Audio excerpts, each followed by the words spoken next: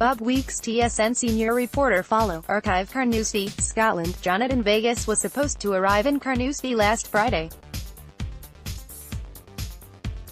Instead, he showed up Thursday morning, just 90 minutes before his tea time. What happened in between is like the script from a screwball comedy. The script includes missed visa renewals, some consulate confusion, a crashed UPS system, a visit to Toronto and a helicopter ride. Oh, and he lost his clubs along the way too. It was like a horror movie happening for the past week, said Vegas, able to laugh at it because he did manage to make his opening round tea time. Even if somebody tried to do that on purpose, you couldn't really do it. Vegas, a Venezuelan-born golfer who now makes his home in Houston, had his misadventure start last Thursday morning when he realized his visa to travel to the United Kingdom had expired, something he chalked up to misreading the order of the date and month. He was hoping to leave that day but knew quickly there was no chance of that. No problem, he thought. It's possible to get a visa in 24 hours. So he sent off an application on Thursday morning and expected it to arrive on Friday. For some weird reason, the people at the consulate in New York decided not to respond to the application, he said, so then it was the weekend and they responded on Monday morning saying that I applied for the wrong visa. So it was back to square one. The proper forms were completed and Vegas was hoping that he would see his visa on Tuesday morning in Houston via UPS.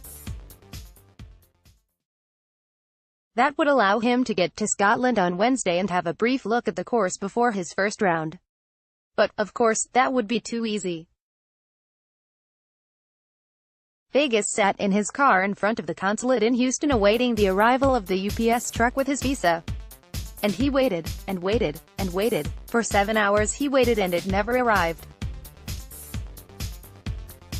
Turns out the UPS system crashed, halting all deliveries, and Vegas needed another day to get his documentation. Finally, on Wednesday morning, with papers in hand, he started his journey. From Houston, he flew to Toronto. Yep, Toronto. Then from Toronto he went to Glasgow. At the Glasgow airport, his agent arranged for a helicopter for him to reach Carnoustie, where he arrived at 9 a.m. Thursday morning, roughly 90 minutes prior to tee-off. Only one problem, his clubs didn't make it with him. Turns out they were struck in Toronto.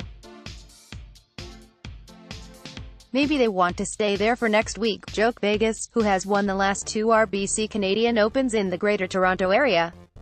Without weapons, Vegas's caddy scrambled to get a set made. They weren't his brand and they weren't precisely his specs, but at the very least, he had a set of clubs, and, after 20 swings on the range, he made his tee time, ending up with a score of 5 over. At the end of the day, I gave it a try, smiled a tired Vegas who estimated he got 2 hours of sleep on his adventure. I would do it every single day. It's fun playing here. It's fun playing majors. It's fun playing the Open. To be honest, it was fun even though the journey seemed really crazy and frustrating at times. I just thought somebody was really playing a joke on me. It couldn't be that way, how everything got interrupted on the way. This is not the first time Vegas has had visa issues traveling. Last year, the RBC charter from Royal Birkdale was held up an hour while his paperwork allowing him to enter Canada was sorted out. That, of course, worked out just fine as he went on to win. He'll need some good breaks to repeat that here at Carnoustie. Of course, after the last week, you'd think he'd be due for a few of those.